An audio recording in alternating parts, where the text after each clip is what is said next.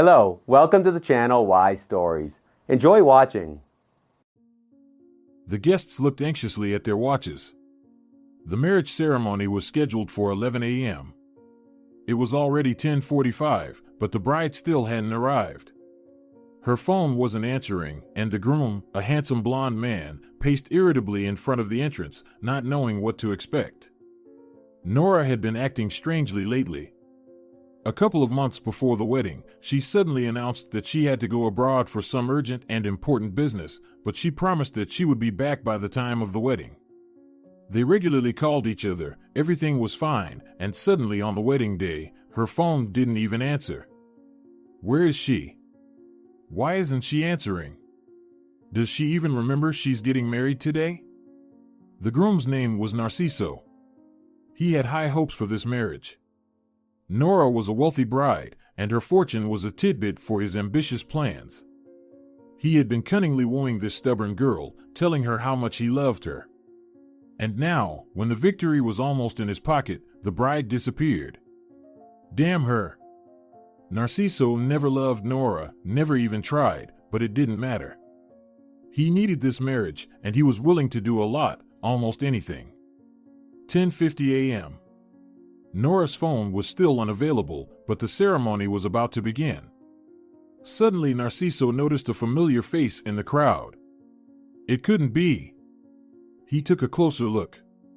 It was Adelina, his beloved girl, the one he was hiding from everyone, especially from his fiancé. Why did she come here? What was going on? Did Nora's absence have something to do with Adelina? Narciso grew cold. But he had spent too long pursuing his goal, and he wasn't going to stop now. Pushing through the crowd of guests, he moved towards Adelina. Angrily grabbing the girl's arm and pulling her aside, he whispered angrily, "What are you doing here? Why did you come here? You and I agreed on everything. Nora shouldn't know you existed." Adelina grinned. "Don't you understand, darling?" she murmured. Narciso frowned. "What am I supposed to understand? Can't you just tell me directly? Why all the secrets and spy games?" The guy was angry and nervous and couldn't control his emotions. But Adelina was surprisingly calm. "Oh, it's a long story," she smiled softly, "but I'll tell it to you now." Nora had hated the saying, "Don't be born beautiful, but be born happy," ever since she was a child. What idiot was the first to say that stupid phrase? Life in this world was much easier for beautiful people. If you weren't beautiful, your chances of happiness were nil. Nora herself had never been beautiful. She had large, floppy ears, and her peers nicknamed her Dumbo the elephant because of it. Her nose was longer than Pinocchio's. She had colorless eyelashes and eyebrows, small gray eyes, and crooked teeth. All in all, she looked like some kind of ridiculous garden scarecrow. The worst part was that Nora's mom was very beautiful, the kind of woman that men couldn't take their eyes off of and would do anything just to be with her. A dozen young men fought for her heart, but she chose Nora's dad, a ridiculous, funny guy with a huge nose and fluffy ears. Nora looked just like him. Isn't that a mockery of fate? Why wasn't she born like her mom? Why were her father's genes stronger? Daddy himself didn't suffer much from the way he looked. Appearance is not important for a man, he used to say. Yeah, but then why was Nora so unlucky? She's a girl. Her dad also had charisma. People were sincerely drawn to him and adored him for his easy, good-natured personality and a great sense of humor. In addition, he played guitar and had a talent for writing poetry. That's how he won the beauty's heart. But Nora didn't get even his charisma. She was very unattractive. One day she overheard her grandmother say to her mother in the kitchen, "Nora is very ugly. It will not be easy for her to find a husband." "What are you talking about?" Her mom got angry. "How can you say that about your granddaughter?" "I'm just telling the truth. We can only hope that her appearance will change over the years," Grandma sighed, but without much hope. After that, Nora cried all night long in her bed, covering her head with a blanket to muffle her sobs. Even though she was only 4 years old, she was already convinced that her grandmother's words were true. In kindergarten, the kids didn't want to be friends with her.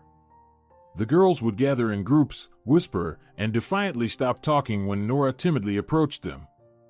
"Can I play with you?" she asked shyly. Sometimes she was lucky, and the girls agreed, but most of the time they wrinkled their noses in disapproval. "We're playing princesses," Valeriana, a pretty blonde girl with a doll's face and clear blue eyes, explained to her. "The princesses are all beautiful, and you are not suitable for that, because you are not beautiful. But if you want, you can be a servant." The little girls sometimes graciously let her into their company, too. You don't have to be pretty to play catch-up or hide-and-seek, but Nora wanted a real friend. One day, the teacher was reading a story aloud to the children. At the phrase, "Grandma, why do you have such big ears?" all the children giggled and started pointing their fingers at Nora's ears. The girl got angry and hit the main mocker, Sergio, on the forehead with a cube, as hard as she could. The offender started crying and all the children screamed. The teacher gasped and told Nora to go to the back of the room and stand there for an hour. By evening, Sergio had a huge bump on his forehead, and the teacher complained to Nora's mother about her daughter's terrible behavior. The victim's furious mother was standing nearby. "She's just some sort of a young criminal," she said indignantly. "Don't you educate your child at all? How can she treat her friend so cruelly?" "Sergio is not my friend," Nora said angrily, showing no remorse for what she had done. "He is constantly mocking me. He's a fool himself. I know that my ears are big, but he still pees his pants and can't count to 10. "Excuse us," her embarrassed mother mumbled. "I'll talk to her at home." "Yeah, do me a favor, talk to her." Sergio's mother pressed her lips into a thin line and, turning away defiantly, began to dress her son. However, the attempt to talk sense into Nora failed. "Girls should be calm and shy, they should never fight," the mother began, but Nora only rounded her eyes in surprise. "Why? If I'm being insulted and mocked, I won't tolerate it." "She's right," Dad intervened. "No one has the right to offend another person. You should know how to stand up for yourself." "It seems like you are raising a boy, not a girl," Grandma sighed disapprovingly. "Well, if Nora didn't turn out to be a princess anyway," Mom also sighed, "let her be a little rebel." But Nora really wanted to be a princess. She also dreamed of playing Jasmine, Snow White, or Cinderella at kindergarten events. But she was always given the role of Stervella de Vil, Ursula, or Maleficent. Her mother once asked the teacher why her daughter was always playing some evil characters. "Well, I apologize," she replied, "but your daughter doesn't look like a princess at all. Look at her, you must understand it." "I understand only one thing," her mother said coldly. "It's ridiculous to judge a person's acting talent by the way they look. This is not a beauty contest, but a children's show." "Of course, I can give Nora the role of a princess," the teacher said condescendingly, "but everyone will laugh, both children and parents. Think about it." Her mother didn't want to argue and left. At the age of 5, Nora learned to read, and on top of all her troubles, her eyesight deteriorated. She had to wear glasses, which gave her peers another reason to mock her. 4 eyes. Elephant has 4 eyes. The kids mocked her. Nora bravely resisted the mockery, making up something clever and sharp. "And those who have only 2 eyes look like black flies." And, of course, the offenders complained, and Nora got punished again, as a rude, insolent child. "It's okay," Dad comforted her. "When you go to school, things will get easier." But it didn't get any easier. At school, mockery, insults, and offensive nicknames became even worse. On the first day of school, Nora came in a beautiful outfit, with a nice hairstyle. The first graders were entering the school, looking back at their parents anxiously. Nora smiled at everyone, hoping to make friends with someone, but no one was eager to talk to her, much less be friends with her. Even in the classroom, when everyone began to sit down at their desks, no one wanted to sit next to Nora. Eventually, the teacher told Roberto Velasco to sit next to her. No one wanted to sit next to him either because he was the smallest boy among them. That's how she made her first and, as it turned out, her only real friend. It was easier to survive in the cruel school world together. Together they resisted mockery and proudly ignored hurtful nicknames. Nora was nicknamed Scarecrow and Roberto was nicknamed Bug and Midget because of his short height. "It's okay," Nora encouraged her friend. "You will grow up and become a big, tall guy. Or maybe I will never grow up. What if I remain a midget?" The funny little Roberto asked in fear. "You will grow up," Nora nodded firmly and then sighed dreamily. "And when I grow up, I will have plastic surgery." "Why?" Roberto was sincerely surprised. "To be beautiful," Nora explained condescendingly. "I think it's clear why." "But you are already beautiful," Roberto said. "You say that only because we are friends," the girl said sadly. "But I know that's not true. It is impossible to live with such ears, such teeth, and such a nose." Roberto looked at her carefully and shrugged his shoulders. "Normal ears, normal nose. Everyone has different ears and noses, it's normal. Come on." Nora was even a little offended. "You don't understand anything about female beauty." And then suddenly life took an unexpected turn. During music lessons, the girl suddenly discovered a talent for singing. She had a wonderful, sweet voice. Nora instantly became the music teacher's favorite student, and she began to give her the main parts in the chorus and shows, asked her to sing at school concerts, and to organize school parties. Listen, the parents of other students began to ask, "Why do you always give this weird girl main roles? It would be much more pleasant to look at more beautiful faces."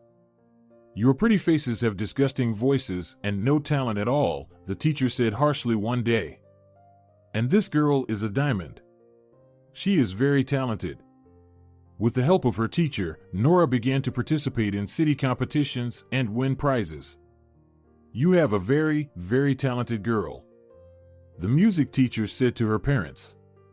"If you help her to develop her talent, she will have a great future." So they decided that Nora should go to a music school to study music and singing. "I don't think she'll be a singer in the future," her mother shrugged, "but if she's good at it and enjoys it, why not?" As the years went by, Nora grew up. She got more and more diplomas and awards in singing, but her appearance didn't change. Or rather, it seemed to her that she was becoming even more ugly and unattractive. In addition to everything else, she got metal braces to fix her teeth. And she was already 16 years old. She already wanted to communicate with boys, to be attractive, to catch their glances, but so far all the admiration and compliments went to her classmates. As for Nora, the boys looked at her with indifferent eyes, not even considering her as a girl. Only the faithful Roberto was always there for her. He wasn't as small as he was before. After the 8th grade, he suddenly transformed into a tall, handsome guy. After this metamorphosis, all the girls who had not paid any attention to Roberto before immediately became interested in him. Now they were constantly flirting with him, smiling, slipping love notes into his backpack, inviting him to walk together after school. Roberto only smiled as he told Nora about it. Of course, he wasn't going to date any of them. But why? She wondered one day. If you really like one of them, you can go on a date. I won't be offended, I promise. We're friends. I wish you happiness. Roberto looked away and mumbled reluctantly. I don't like any of them. None of them at all? She clarified doubtfully. He shook his head negatively. No one at all. You're weird, Nora said, but didn't focus on the subject. Nora secretly liked Alejandro Blanco, who didn't notice her at all. He was handsome and charismatic, so almost all the girls liked him. He could choose any of them. Nora had high hopes for the school New Year's Eve party. She would sing the Snowflake song at the party. She was especially good at singing this song. Her voice was sweet and sonorous. What if Alejandro would like the way she sings and finally notice her? What if he invites her to dance? What if he offers to walk her home after the party? These sweet hopes and dreams warmed her soul. For the first time in her life, Nora really cared about how she looked. She'd asked her parents to buy her new shoes and a dress, an absolutely beautiful dress, worthy of a real princess. Her mother also gave her a silver necklace. And finally, the long-awaited day had come. The girl spent half a day in front of the mirror. First, Nora decided to make a low, messy bun, but then decided to leave her hair loose. At least her hair would hide her floppy ears. And those stupid glasses. Nora sighed in frustration. She tried wearing lenses, but she didn't feel comfortable in them. She took off her glasses and blinked confusedly. The world around her immediately became blurred, as if through rain-drenched glass. No, she wouldn't be able to walk without her glasses. Nora reluctantly put them back on. First, the students were waiting for the concert program, and then the disco. Many of the children were bored during the concert, waiting for dancing, but it was impossible to leave. The teachers and the principal were watching them. Nora was standing backstage, trying to calm down. She'd already had so many performances in her life. At school, at the city administration, in small palaces and huge concert halls, but she had never been as nervous as she is today. For the first time in her life, she was going to sing not for herself or for an abstract audience, but for a special person, and that person was Alejandro Blanco. Finally, after a breathtaking dance by the cheerleaders, it was Nora's turn to sing. The hostess announced from the stage, and now Nora Gomez will perform a beautiful song from the movie The Night Before Christmas. Nora heard the murmurs of the other members of the school concert near her. What the hell is The Night Before Christmas? Have you watched it? I have no idea. It's probably just some old movie. Nora always picks the oldest and most boring songs. Nora tried to ignore it, or rather, pretended she hadn't heard the hurtful whisper at all. She didn't care what anyone said or thought about her. She sings for Alejandro and only for him. This time, Nora tried to sing as perfectly as never before. She sang not only with her voice, but also with her heart, soul, feelings, and emotions. And now she dreamed of only one thing, that Alejandro would notice her, that he would hear her voice and immediately fall in love with her. She was singing and felt that she was doing great. Her voice was flowing like a crystal river, ringing like a silver bell, and the audience felt it. All their eyes were fixed on the stage. Surprisingly, when Nora sang, she didn't feel like an ugly duckling anymore. The ugly duckling was gone. Instead, there was a beautiful white swan on stage. There were no floppy ears, no long nose, no glasses, no braces. There was only a talented singer and her beautiful voice. When Nora finished singing and put the microphone back on the stand, the hall literally exploded with applause. They stunned her, and Nora smiled gratefully, pressing her hands to her heart. There was a pounding in her temples. I wonder if Alejandro liked it. After the concert, the long-awaited disco finally began. Nora was standing against the wall nervously, trying to find Alejandro in the crowd. The girl didn't see him anywhere, but she didn't give up hope. At that time, a slow song started playing. Almost all the teenagers left the dance floor.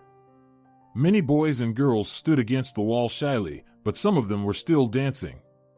There were romantic couples dancing slowly on the dance floor. Nora looked around confusedly. The hope in her heart was fading. At that moment, she saw the faithful Roberto making his way through the crowd toward her. "Hi, Nora," he said. "Shall we dance?" Nora looked at him in surprise. Roberto had never suggested this kind of interaction before. It was strange and a little funny to imagine herself dancing with an old friend. Nora shook her head and sighed. "I'm sorry, Roberto, but I'm not in the mood." At that very moment, she saw Alejandro's face among the teenagers. He wasn't dancing, but walking confidently across the dance floor between the dancing couples, obviously looking for someone. Nora tensed and froze, afraid to even breathe. What if? No, it couldn't be. But what if he was really looking for her? Alejandro was coming closer and closer. Nora felt like her heart was going to jump out of her chest. When he was literally a few meters away, he finally looked at Nora. She blushed and tried her best not to look away. Instead, with her chin up, Nora stared boldly into his eyes. There could be no more doubts Alejandro was walking toward her. Oh my God, is he really going to ask me to the dance? She thought in a panic. Something that 2 minutes ago had seemed the most desirable thing in the world to her now frightened her to death. She'd never even danced before, moreover, with a boy. What if she stumbled and stepped on his feet? "Hi," Alejandro said, approaching her. "Are you Nora?" "Yes," she nodded, trying not to smile broadly. "Nora Gomez." "Right, Gomez," he said. "Listen, you were pretty cool singing that song." A fountain of sparkling happiness exploded in Nora's chest. "Thank you," she nodded proudly again, trying not to shout from the excitement that swept over her. "I can't believe it. He's really going to ask me to dance," her temples pounded. "I really liked it," he added, looking at her curiously. "And the song was so catchy." Nora nodded again like a Chinese dummy. "Yeah, it's cool." For some reason, he hesitated to ask her to dance. Was he shy or afraid she would refuse? Or maybe it was Roberto, who was standing right next to Nora. For the first time ever, Nora was mad at her best friend. Why is he standing here? He looks like a bodyguard scaring all the guys away. At that moment, Alejandro's friend approached them. Nora had forgotten his name. "Alejandro, hi," he clapped him on the shoulder. "I thought you were on the dance floor. Why aren't you dancing?" Nora froze. Now he would ask her to dance, for sure.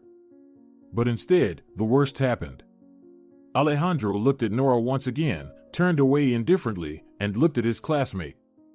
"I don't feel like dancing," he said lazily. "Besides, do you see any girls here you'd want to dance with? There's not a single normal girl left. All of them are so ugly." Without paying any attention to Nora, Alejandro and his friend walked away without even saying goodbye. The blood rushed to Nora's cheeks instantly. She had never felt so dishonored in her life. What did he say? There's not a single normal girl left? All of them are ugly? So, he literally said that Nora was ugly. She's so ugly that it's disgusting even to dance with her. Nora felt a lump in her throat. She was afraid to cry in front of everyone. But actually, in front of who? No one cared, except Roberto, who was still standing there, looking at her with a sympathetic gaze, as if he understood everything. That sympathy suddenly made Nora angry. "Why don't we dance, Nora?" Roberto suggested hesitantly. "Why?" she asked nervously, trying to hold back her tears. "Out of mercy? Don't feel sorry for me. Don't you dare." Roberto widened his eyes in surprise. "Out of mercy? What are you even talking about? I really want to dance with you." "Why?" Nora cried out, almost in despair. "Why do you want to dance with me? Can't you see that there aren't any normal girls left? Do you want to dance with an ugly, pathetic, useless freak?" Roberto's face got serious. "I never thought you were ugly." Nora sobbed. "You don't have to comfort me. I'm not a silly little girl anymore. I understand everything perfectly. Boys don't like girls like me. Moreover, usually, everyone just makes fun of people like me." "Only if the people around you are idiots," Roberto said sharply. You just don't understand how wonderful you are. You're a real beauty." At this point, Nora couldn't stand it anymore and cried. "Beauty? Stop mocking me. I didn't realize you were so cruel."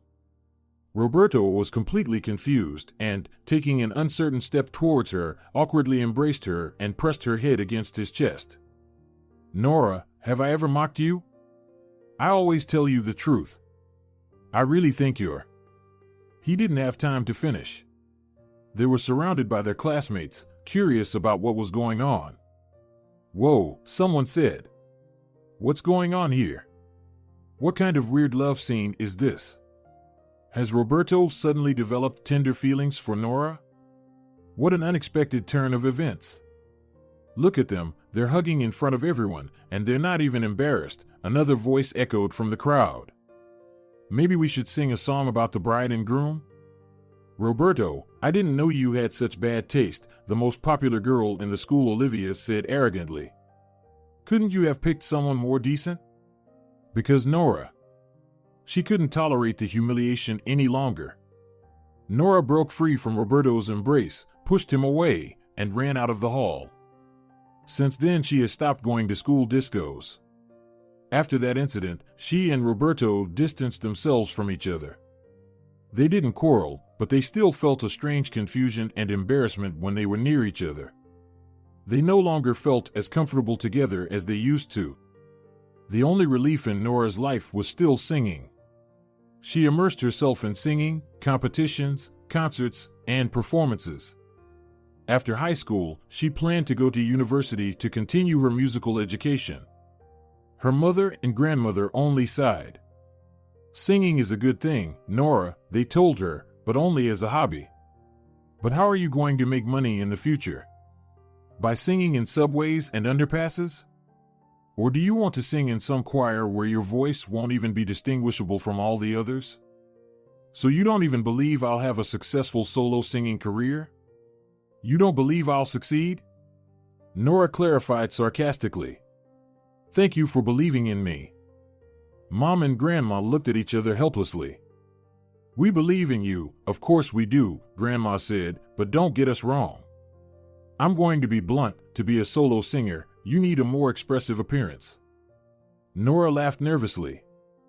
Thank you for your honesty, Grandma. You could have said straight out that I was born ugly.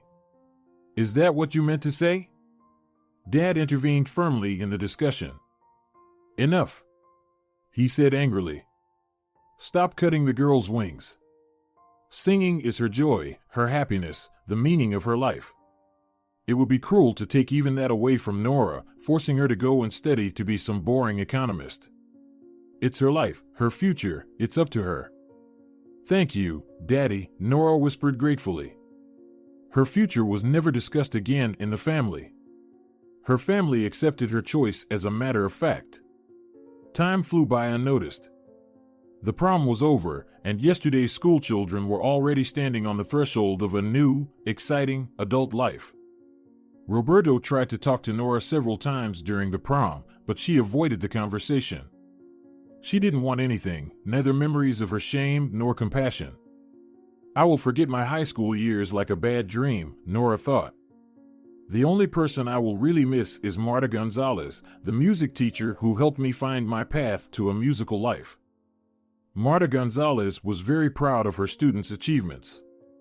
Although there were no more music lessons in high school, she and Nora maintained a friendly relationship, and the girl repeatedly came to her classroom to share the latest news and just to chat.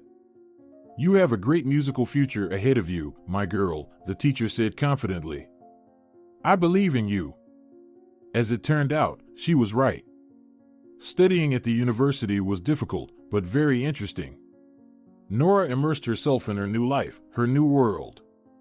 She tried not to think about the past, neither about the mockery in kindergarten and school, nor about Alejandro Blanco, nor even about Roberto. She didn't know why she was avoiding her old friend, because he hadn't done anything wrong, but probably he reminded her of something she wanted to forget.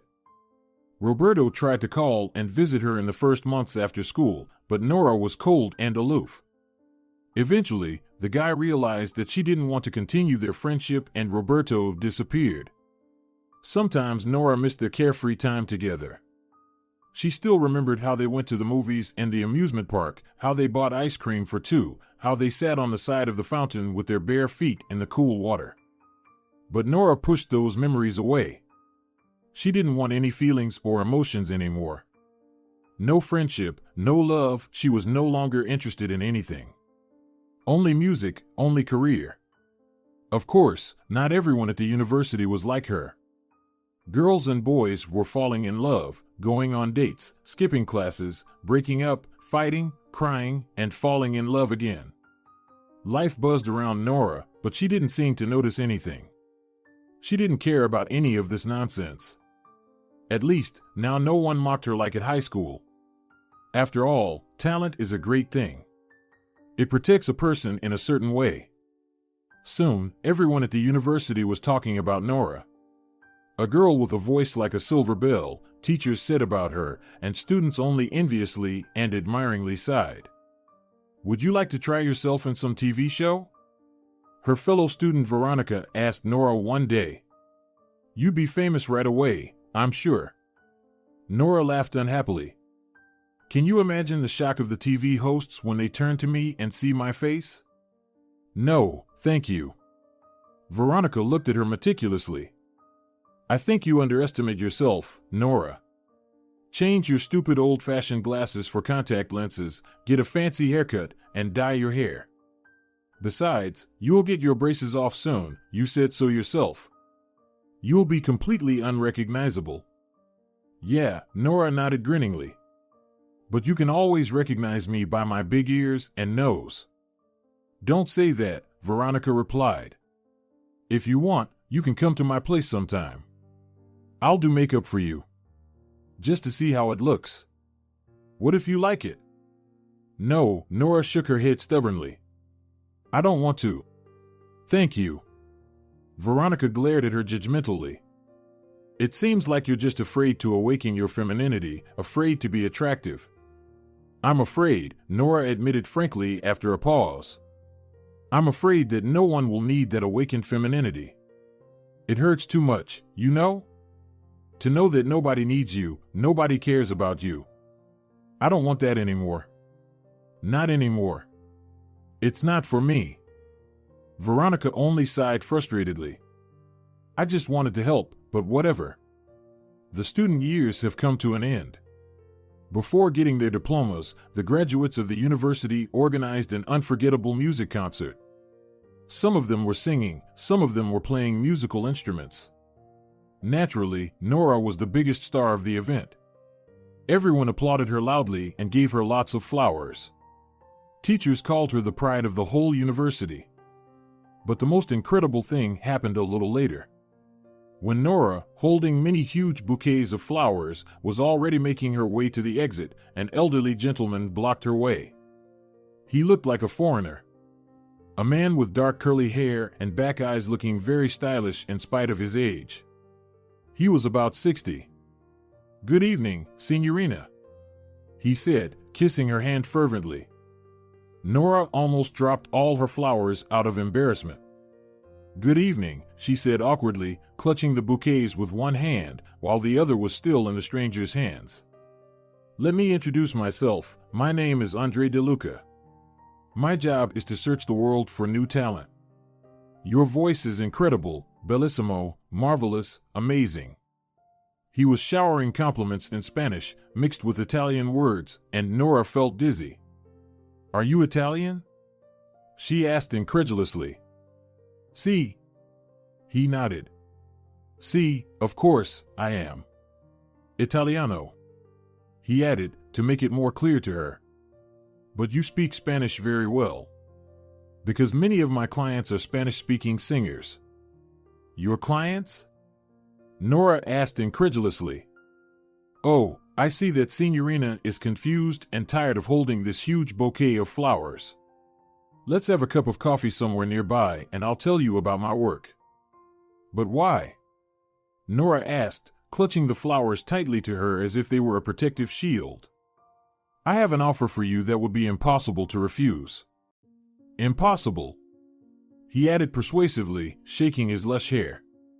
And suddenly, Nora said yes. The offer Andre had made to her was really amazing. He told her that he was traveling the world looking for young talented musicians and singers so that he could offer them a job in Italy. It was not just a job offer, it was Nora's dream. It turned out that many of Andre's clients were now working in the best opera houses in the world, La Scala, La Fenice, San Carlo. Nora felt dizzy from such prospects. Singing on the stage of La Scala? She couldn't imagine such a thing even in her wildest dreams, but she was still afraid to trust a man she met 20 minutes ago. What would I have to do for that? She asked cautiously. Just sign the contract, Signorina, and I will take you to Italy for the audition. Of course, I'll cover all your living expenses, visa, and plane ticket. Don't worry about that. And then, if the theater management likes you, and I'm sure they will, they'll sign an official contract with you. But what's your benefit? Nora asked. I'll get a decent bonus from the theater for bringing them such a diamond, Andre smiled. Well, that was fair enough. He was the agent who introduced the future star to her potential employers. I need to think about it, to discuss it with my family, Nora finally said, though she wanted to shout, yes, yes, I agree. Give me your contract and I'll sign it right away. Of course, Signorina, think it over. In any case, you have nothing to lose. Nora said exactly the same thing at home that evening.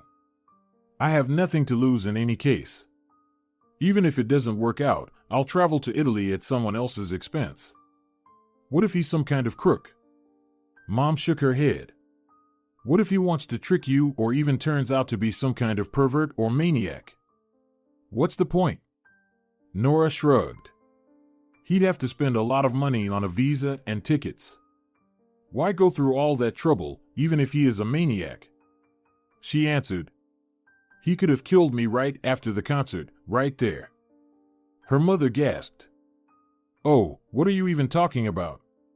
Don't say that ever again. In any case, you should read the contract carefully, Dad intervened, but in general, I think that this is incredible luck. You can't miss such a great chance. They say Italians are very romantic and passionate, Grandma said. Maybe our girl will find a fiancé there. Everything is possible. Nora rolled her eyes. Come on, Grandma, that's all you care about. I don't need any suitors now. I only think about work. She brilliantly passed the audition and was accepted into one of the best opera houses in the world.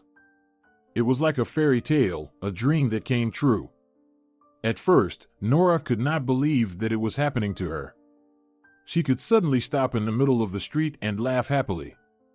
She probably looked crazy from the outside, but Italians were quite expressive people. It was hard to surprise anyone here by showing sincere emotion. Despite the fact that at first Nora could hardly understand Italian, and her colleagues could hardly speak English, she loved working in the theater. They communicated using the language of gestures. The most important thing is that when it came to music, they all understood each other with no words. Nora's extraordinary voice was greatly admired by her management, colleagues, and, of course, the audience. She remembered her debut on this famous opera stage for the rest of her life. She was singing the aria Carmen. The audience literally bathed her in love, flowers, and applause. Nora became a celebrity, a real star. She was invited for interviews for various magazines and TV channels. She learned to speak conversational Italian, fell in love with Italian cuisine, got used to the climate, and liked the local people for their easygoing and cheerful nature. Money streamed to her. She earned much more than she could spend. Nora rented a luxury apartment near the theater, bought a nice car, and traveled all over Italy and Europe. In general, her life was more like a fairy tale. But her personal life was still not going well. Although Nora had long ago promised herself that she would never fall in love, still sometimes sadness tormented her heart. What's wrong with me?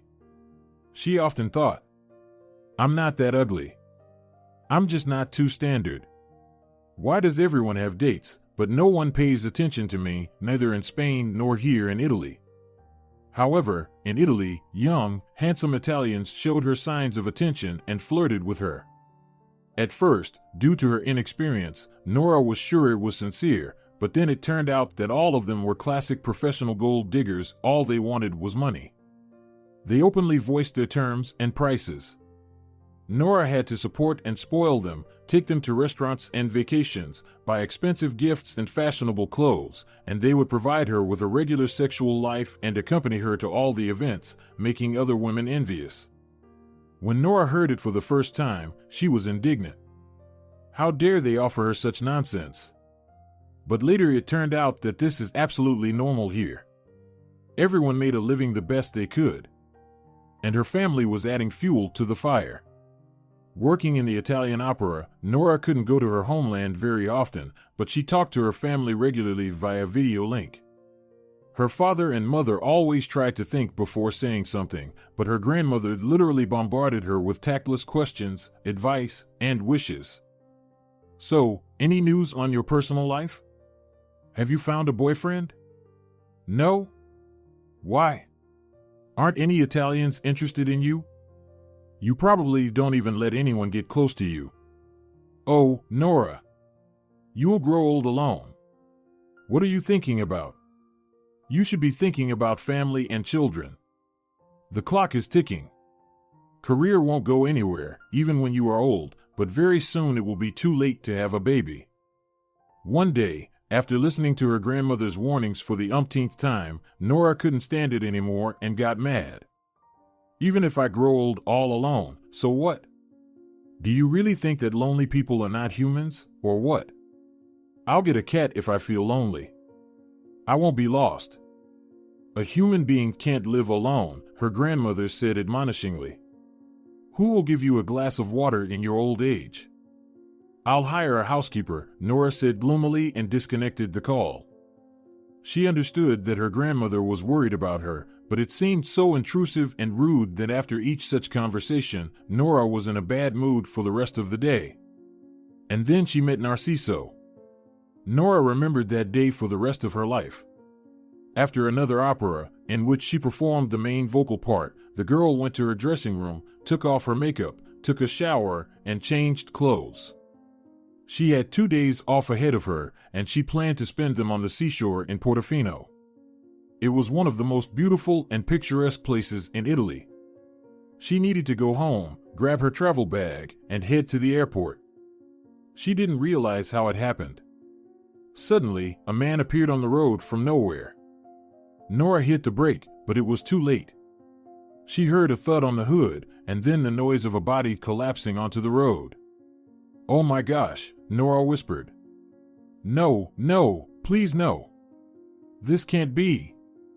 She had just hit a human with her car. It was impossible to believe.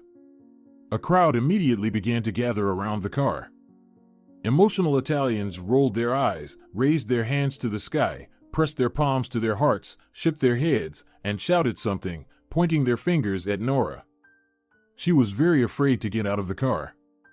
She was afraid the crowd would tear her apart, but she had to pull herself together and get out. She opened the door, got out of the car and, afraid to look in the direction of the body, raised her hand and said, "Calm down, please. I'm going to call the police and an ambulance." What was her surprise when the body moved and uttered in a mix of broken Italian and Spanish, "Don't call the police. I'm fine, I'm okay." Nora gasped and leaned over the injured man, unable to hold back a sigh of relief. Alive. At least he's alive. She's not a killer. "I'll take you to the doctor," she said confusedly. "Forgive me, please forgive me. I don't know how it could have happened. I just didn't see you. God, what a blessing that you are alive. Don't worry, I'll cover all medical expenses." Wow, the victim marveled, looking up at her with surprised eyes. "Do you speak Spanish?" Nora looked into his eyes and realized she was lost. In half an hour they were sitting at a table in her favorite restaurant, talking as if they had known each other for 100 years. The man's name was Narciso. He had come to Italy as a tourist. And he was very handsome. It seemed like a god from Roman mythology had come to life. Blonde curls, sensual lips, light blue eyes. At one point Nora realized she wasn't listening to what he was saying. She just watched the way his lips moved. It was a mesmerizing sight. She was frankly staring at him. Eventually, Narciso stopped talking, probably noticing that her thoughts were wandering far away from the topic of conversation. "I'm sorry, I must be boring you with my stories. It's not interesting to you?" "Very interesting." She nodded. She had completely forgotten about the time, about being late for the airport. But she didn't need a weekend in Portofino anymore, as long as her new friend continued to sit next to her and talk to her. But all good things come to an end sooner or later. Narciso glanced at his watch and realized, "Damn, I've taken up so much of your time. I'm sorry." "It's all right," Nora said with a sigh, realizing that the fairy tale was coming to an end and the magical evening was almost over.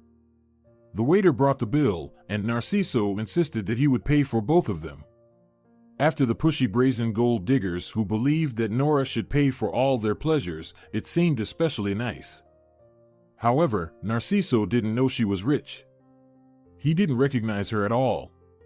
He was not fond of opera and didn't even know that she was a famous singer. They walked out of the restaurant together and stopped hesitantly looking at each other. Perhaps now they should say goodbye and go their separate ways. Nora was sad to think about it, but Narciso suddenly asked, "Do you often visit your homeland?" "Not very often. Why?" She replied, "It's just that I have a flight home tomorrow night, but I would like to see you again." Her heart jumped up with joy. "See me again?" Nora repeated. Narciso nodded. "Yes, I had such a good time with you. I would like to talk about so many things." "Leave me your phone number," Nora asked, pulling herself together. "When I'm in Spain, I'll call you." That's how their romance began. A romance that was completely unbelievable. If someone had told Nora a month ago that an unbelievably handsome man would fall in love with her, she would not have believed it, but nevertheless, that's exactly what happened. Narciso fell in love with her without knowing that she was rich and famous. He was interested in Nora herself, not her money and fame. After a month of tender and romantic courtship, he proposed to her. Nora didn't hesitate for a second. When her contract with the Italian theater came to an end, she refused to renew it. Now she was going to build her life in her homeland with her beloved husband.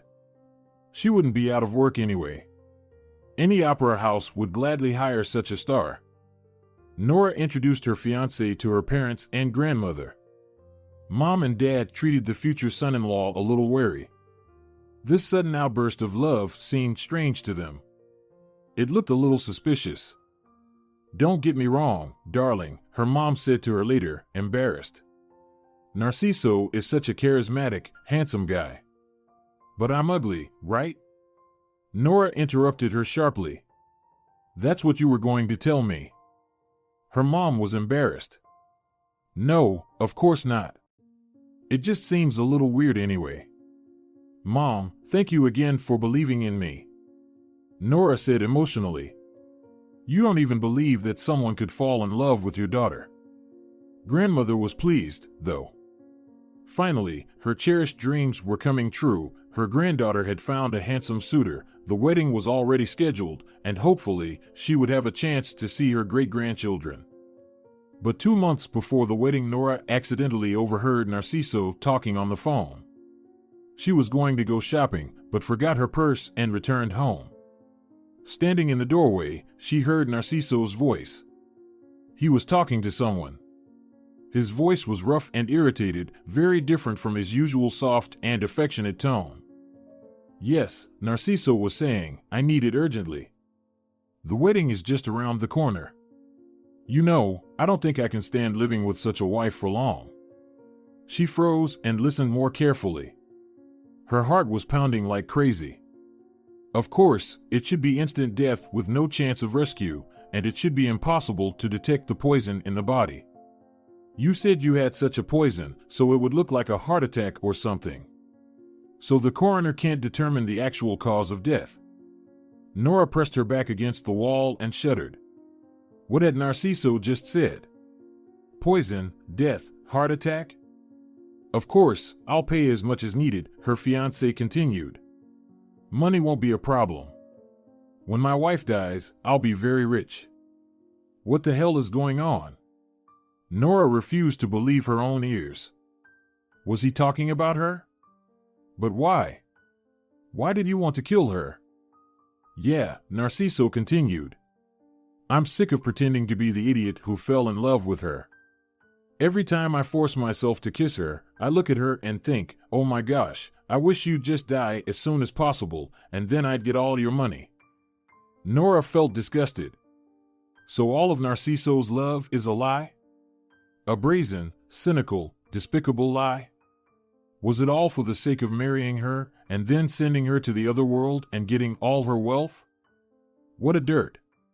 What a vile, pathetic man. How could she believe him? Mom and Dad were right. But she didn't listen. Stupid.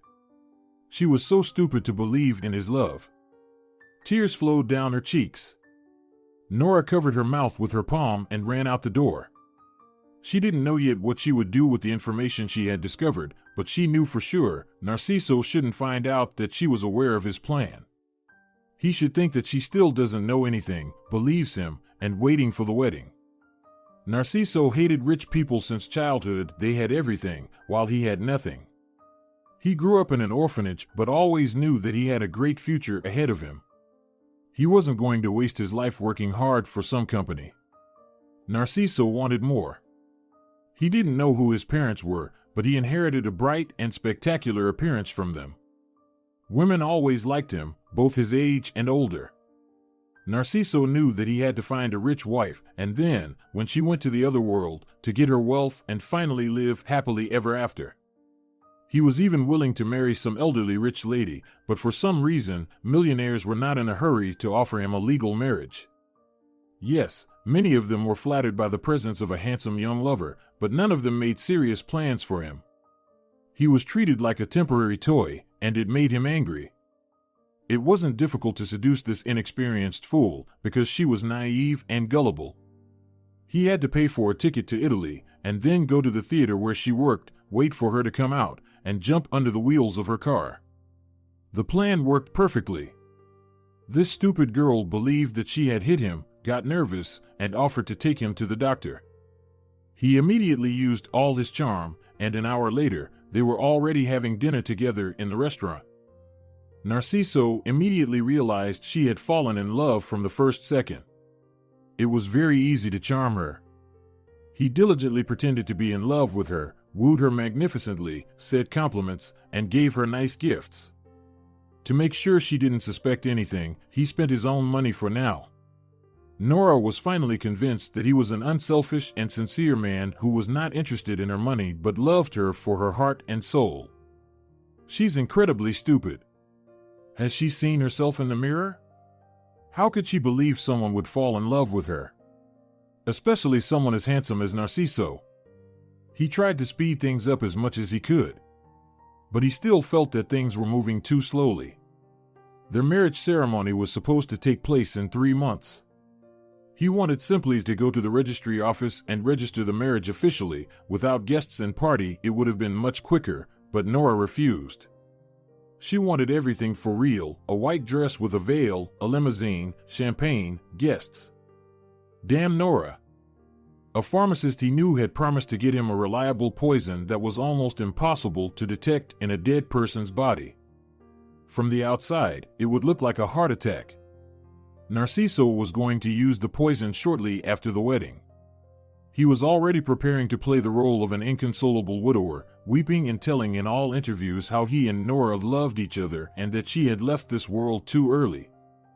But then suddenly Nora changed dramatically, became gloomy and silent, and started avoiding meetings with him.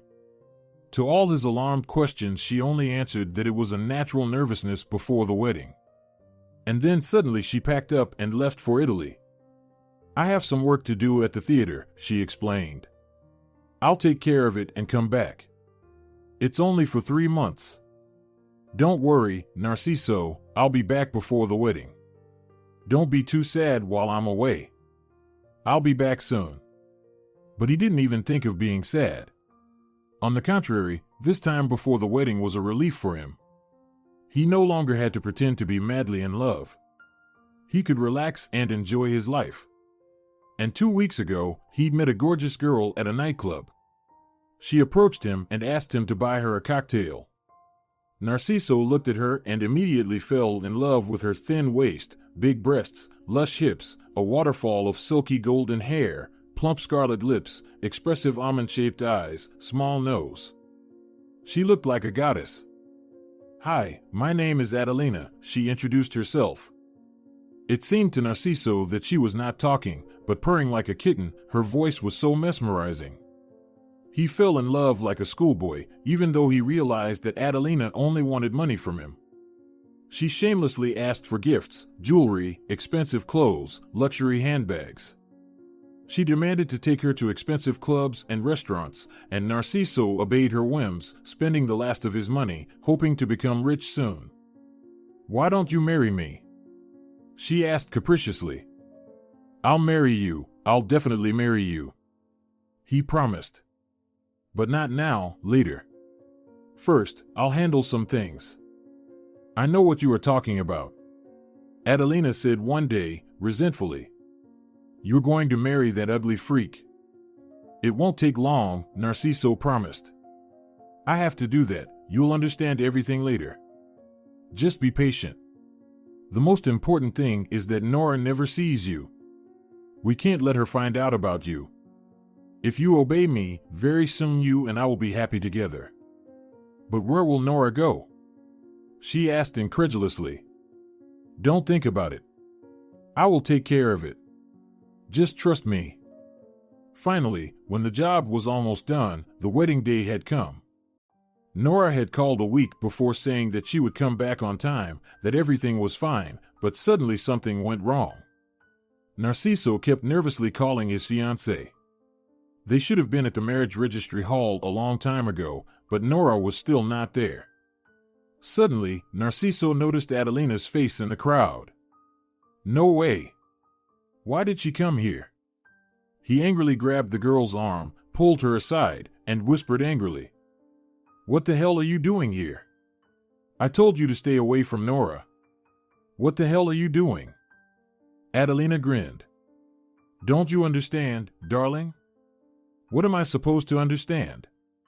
Can't you just tell me directly? Why all the secrets and spy games?" "Well, then, listen to an interesting story." The girl coughed and began loudly, attracting everyone's attention. Once upon a time there was a handsome but poor guy named Narciso. He wanted to have a lot of money, but he was not willing to work, so he tried to get money in another, easier and more pleasant way, for example, through the beds of rich women. "What are you talking about?" He clenched his teeth and grabbed her arm. "Shut up, silly girl." But Adelina calmly pulled her hand away. "Darling, try to control your emotions," she murmured and continued. One day Narciso met Nora, a rich, naive, and ugly girl. She was easy prey. It was enough to fake a car accident, and the girl fell in love with the poor injured boy. Narciso turned cold. What is she talking about? How did she know about the fake accident? He hadn't told anyone about it. They began a passionate romance. So passionate that Narciso quickly proposed to Nora. He couldn't wait to get her money. However, Narciso was not going to live happily ever after with her. He found a pharmacist who was ready to sell him poison to send his wife to the other world soon after the wedding. The guests listened in shock. Narciso felt like the ground was slipping from under his feet.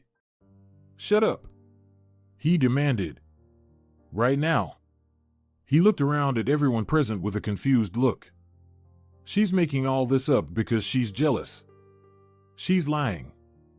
"I may be lying," Adelina smiled, "but the records of your conversations with the pharmacist are not lying.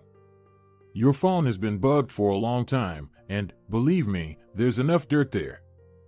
Narciso's forehead was covered with cold sweat. Was the phone bugged? So, Nora figured it all out. What a bitch.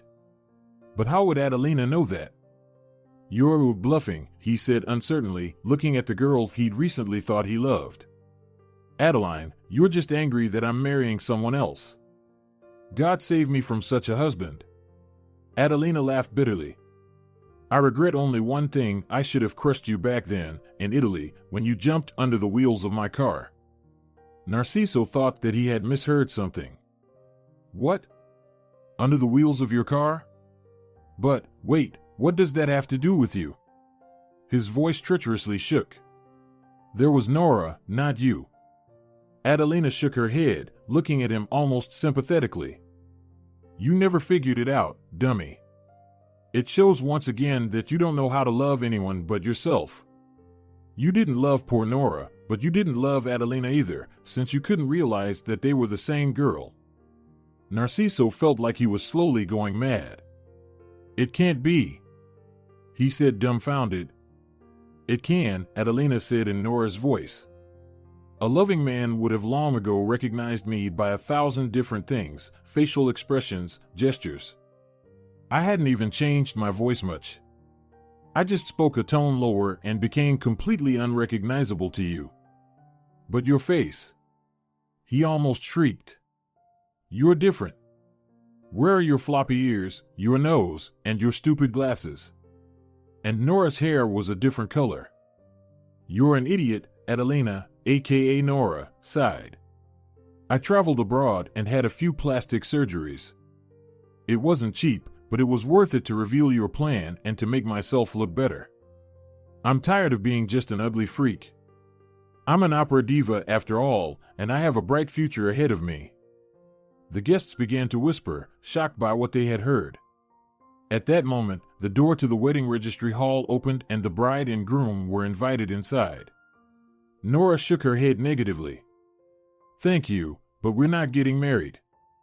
The registry office employee looked at her in confusion. Are you sure? Think it over carefully. You have plenty of time.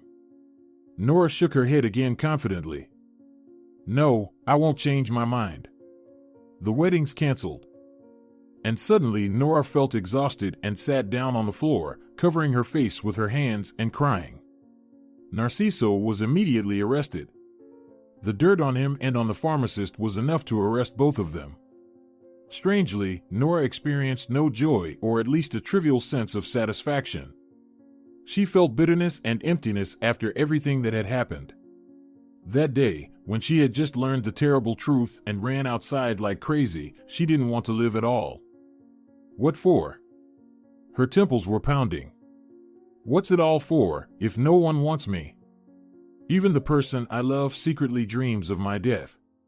Why should I live if no one loves me? She even thought it would be better if she really died. She wanted to jump under the wheels of a car and end her miserable life, but something stopped her. She thought about her mom, dad, and her grandmother. Besides, she wasn't sure that she would instantly die under the wheels of a car. She could just end up disabled for life, and that's even worse. At least now she still has her favorite thing, music. And no one can take that away from her. And she doesn't need love. Nora was once again convinced of that. She had plastic surgeries in Italy. There she had a lot of useful connections, and her friends recommended the best clinics with the best doctors. She immediately informed her parents about her plan so that they would not cause unnecessary panic at the wedding. Her dad, having learned about Narciso's insidious plans, was furious. I'll kill him with my own hands, he shouted.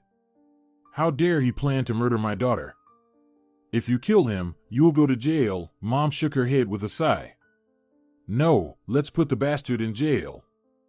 As for Grandma, she was unexpectedly enthusiastic about the idea of plastic surgery. You'll be a real beauty, she told her granddaughter. And you can finally find a normal boyfriend. After those words, Nora's mom couldn't take it anymore. She became furious. Enough, she shouted. You've been saying since her childhood that it would be difficult for her to find a fiancé. You're always hinting at her unfortunate appearance. Stop it. Outer beauty is not more important than inner beauty, and getting married is not the most important thing in life. The grandmother was confused and embarrassed and only uttered that she wanted what was best for her granddaughter and that she only wished happiness for Nora. However, she never returned to the subject of marriage. In an Italian clinic, Nora had changed the shape of her eyes, her nose, and her ears. The rest was just the result of the work of stylists in beauty salons, a new hairstyle and hair color, lenses instead of glasses, good makeup, and finally, she turned into a beauty. It was impossible to take the eyes off her. Her body has always been attractive, she just used to wear ugly oversized clothes. At first, Nora planned to make Narciso fall in love with her, so that he would feel the real pain, the same pain she felt. But the more she interacted with her fiancé under the mask of Adelina, the more she was convinced that this man didn't really love anyone but himself. She thought it would be difficult to pretend to be another girl in front of him. But she did it easily. Nora was even excited. She wanted to put this scoundrel in jail so badly. She just had to get enough evidence and dirt. Fortunately, Narciso was very talkative and said a lot of unnecessary things on the phone. By that time his phone was already bugged, so the only thing left was to surprise him at the wedding and look at his shocked face. And so justice was served. The bastard was arrested, and Nora began to think about returning to the theater as soon as possible. Singing calmed her, giving her peace of mind, but her heart was still cloudy and sad. It seemed that Nora had lost her taste for life. But one warm summer evening she was walking in the park and suddenly heard someone calling her name. The girl turned around. A tall, handsome young man was approaching her. His face was very familiar, and then Nora realized. "Roberto?" She gasped. It was really him, her former classmate. He hadn't changed much, only grown older and stronger, but he was still that sweet, cute boy, the only friend she had in her school days. "I'm so happy to see you," Nora said sincerely. "I'm happy to see you too." He smiled broadly. Suddenly Nora felt confused. "Wait, how did you know it was me?" Roberto looked at her in confusion. "What do you mean?" "Well, we've all changed since high school, but not so much that I didn't recognize you." Nora shook her head.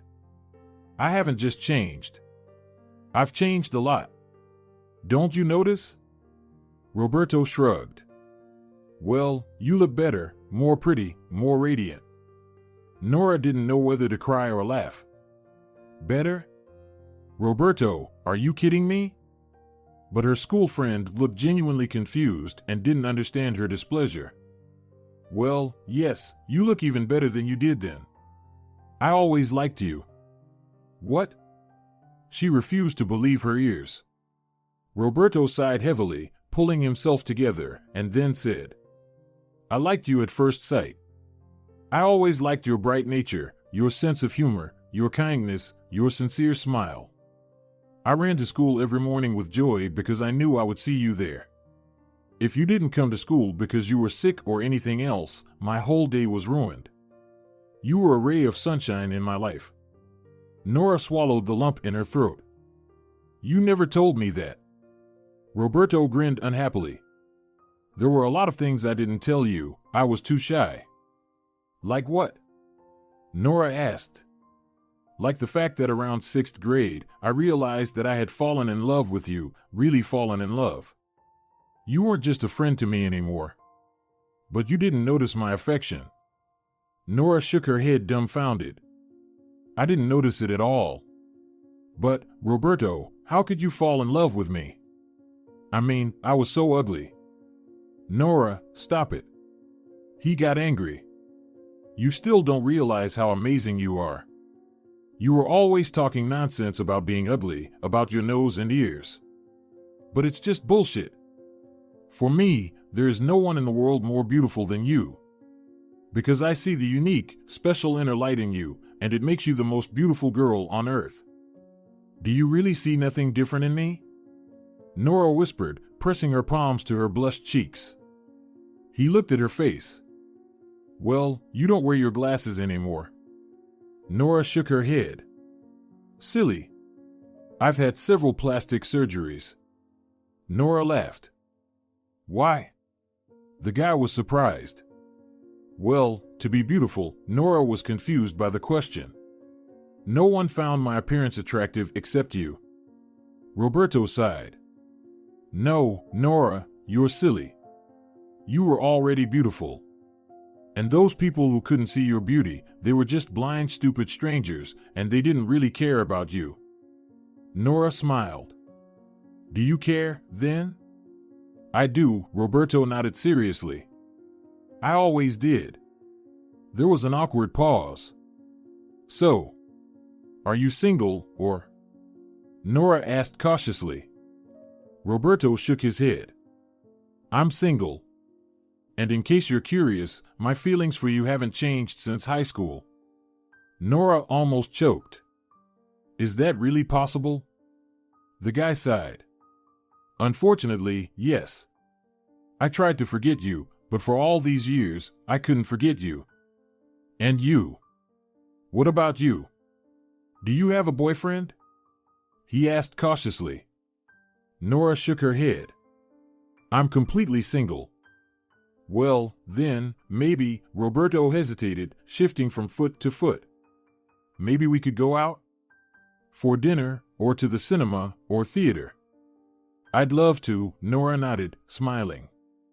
And even though it was too early to make any predictions, no one knew how their relationship would turn out in the future, whether it would grow into something more than just a childhood friendship, or whether they would remain best friends.